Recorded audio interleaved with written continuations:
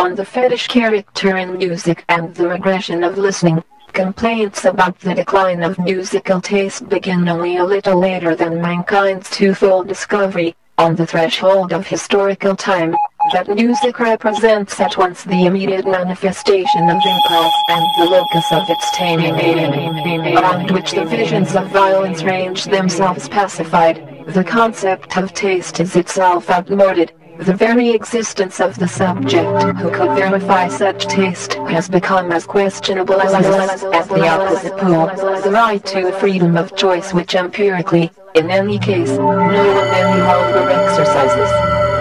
If one seeks to find out who likes a commercial piece, one cannot avoid the suspicion that liking and disliking are inappropriate to the situation. The familiarity of the piece is a surrogate for the quality ascribed to like it is almost the same thing as to recognize it.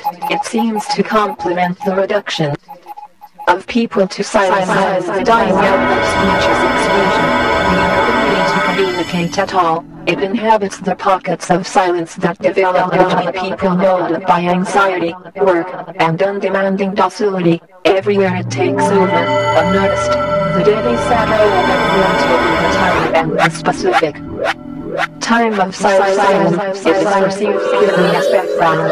If nobody can any longer speak, then certainly nobody is listening, because people have learned to devote their attention to what they are hearing even while listening to it. But what time has been no longer the productive impulses which rebelled against conventions, impulses such as activity and population, the old adversaries of materialistic alienation now supplanted, in capitalist times, the traditional anti-mythological tenets of music conspire against freedom, as whose allies they were once proscribed, the representatives of the opposition to the authoritarian schema become witness to the authority of commercial success. The listener is converted along his line of least resistance into the acquiescent purchaser. What condemns him as an epicure is not new. The power of the street ballad, the catchy tune, and all the swelling forms of the banal has made itself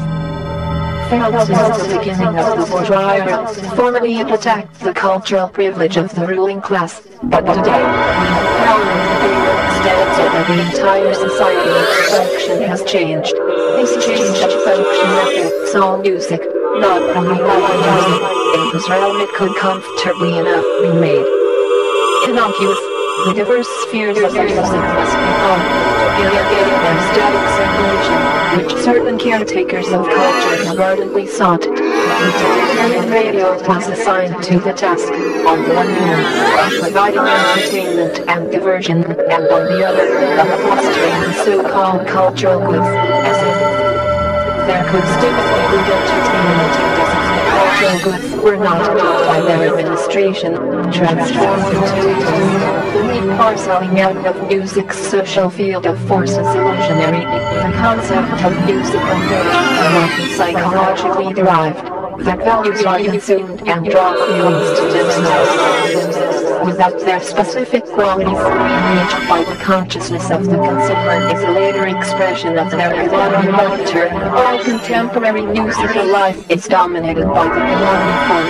The last pre-capitalist trend is eliminated. The change in the function of music ignores the basic conditions of the relation between art and society. The more inexorable of exchange value destroys the use values of human beings.